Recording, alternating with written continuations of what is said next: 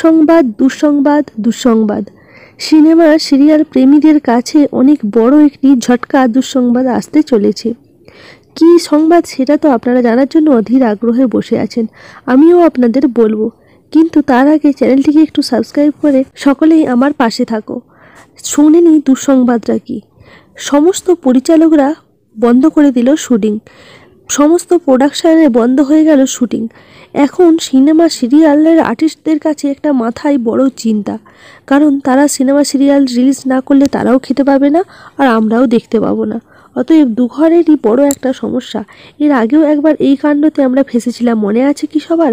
অনেক দিন ধরেই বন্ধ ছিল সিনেমা সিরিয়ালের শুটিং, সেটা তাদের কাজের টাইম নিয়ে হয়েছিল, কিন্তু এটি অন্য একটি কারণে হয়েছে। ছোট পর্দা হোক বা বড় পর্দা, সিনেমা সিরিয়াল প্রেমীদের কাছে এটি একটি যেমন বড় সমস্যা, তেমনি আমাদের দর্শকদের কাছেও এটি একটি বড় সমস্যা। খুব শীঘ্রই মধ্যে এই সমস্যাটির সমাধান হতে চলেছে। দেখা যাক এবার সিরিয়ালটিতে কি হয়।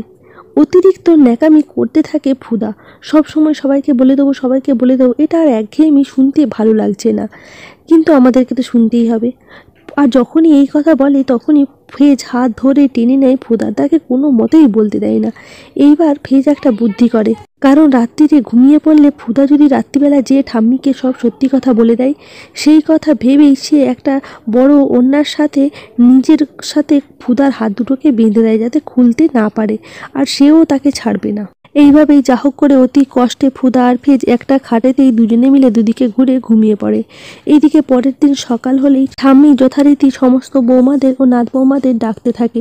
গজাননের পুজোতে বসবে, সব কিছু রেডি হয়েছে কিনা। প্রথমে তো নাতনি আসে, এসে বলে, হ্যাঁ ঠাম্মি, আমি সব তোমার জন্য রেডি করে নিয়ে এসেছি, তুমি শুধু একবার দেখে নাও। ছোট বৌমা বড় বৌমাকে দেখে ঠাম্মি তো রেগে জ্বলে চারটে হয়ে যায়। বলে, কালকে একটু দেরি করে শুয়েছে বলে আজকে সকাল করে উঠোনি? তোমাদের ছেলে মেয়েদের বিয়ে হয়ে গেলে এখন পর্যন্ত শাশুড়ি হয়ে কি করে বেলা পর্যন্ত বিছানায় পড়ে থাকো আমি জানি না বাবু। আমাদের তো সেই শ্বশুর ঘরে পা দিয়ে থেকে 5টায় ওঠা অভ্যেস। যাই হোক, ঠাম্মা নাতনি তো সেই কথাতে আরও তেল দিতে থাকে ঠাম্মির কাছে ভালো হওয়ার জন্য। এইদিকে ঠাম্মিকে বলে নাতনি, যে দেখেছো তুমি যে নাতবউ পছন্দ করে এনেছো, সে তো এখনো ঘুম থেকে ওঠেনি। ঠাম্মি কথাগুলো চুপচাপ করে শুনলেও কিছু বলার আগেই দেখে ঠাকুরঘর থেকে সিদ্ধিবিনায়কের গানের আওয়াজ পাওয়া যাচ্ছে। সবাই মিলে সেখানে গেলেই দেখতে পায় ফুদা পুজোর জোগাড় করে নিয়ে বসে ঠাকুরের গান করছে। ঠাম্মির তো আনন্দে খুব গদগদ হয়ে যায়, বলে, আমি যে পাত্রী নির্বাচন করি সেটা বুঝে শুনেই করি, আমার পাত্রী নির্বাচনে কোনো ভুল হয়নি। এত সব কিছুর পরে ওপর থেকে নেমে আসে ফেজ। এইদিকে ফুদা যখন ঠাম্মিকে বলে যে দেখুন তো আমার পুজোর সব সাজানো ঠিক হয়েছে কিনা, তখনই বড় নাতনি বলে, তোমার তো সাজানোটা পুরোটাই ভুল হয়েছে। আমাদের বাড়িতে এই সব মোদক দিয়ে পুজো হয় না, বিস্কিট দিয়ে পুজো হয়, আমাদের কোম্পানির বিস্কুট দিয়ে। যখনই ফুদা সেগুলোকে সরিয়ে নিতে যায় তখনই ঠাম্মি বলে, দাঁড়াও, তোমার পুজো সিদ্ধিবিনায়ক গ্রহণ করেছে, তাই আজকে ওই ঠাকুরের ফুল তোমার পুজোর ডালার মধ্যে পড়েছে, আর এই ফুলে এরপর থেকে পুজো হবে, এইভাবেই পুজো হবে। হতবাক হয়ে যায় সকলে। ঠাম্মির এতদিনের নিয়ম ঠাম্মি ওই একটা মেয়ের কথায় একদিনে চেঞ্জ করে ফেললো। সবারই মনে মনে হিংসা বাড়তে থাকে। এইদিকে ফেজ সেখানে এসে উপস্থিত হলে ঠাম্মি বলে, পুজো যখন তোমার সিদ্ধিবিনায়ক গ্রহণ করেইছে তখন তোমরা দুজনেই আজকে আরতি করো। এইবার আরোই মাথা গরম হয়ে যায় তার ছোটো যা ফরিদার। বলে, ঠাম্মি এইসব কি শুরু করেছে?